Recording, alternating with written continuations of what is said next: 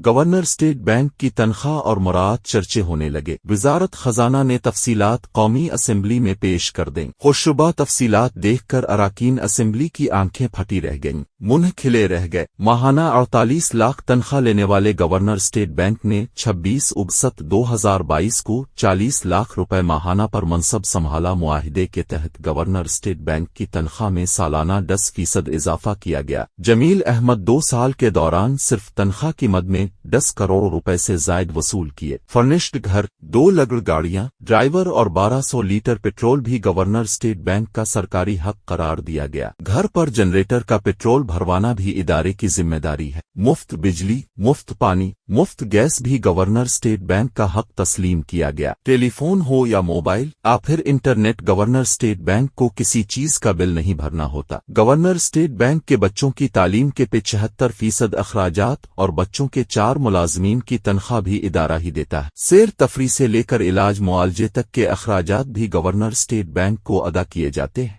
جاتے جاتے بھی governor state bank gratuity provident fund اور 1800 cc کی گاڑی کے حقدار قرار پاتے ہیں۔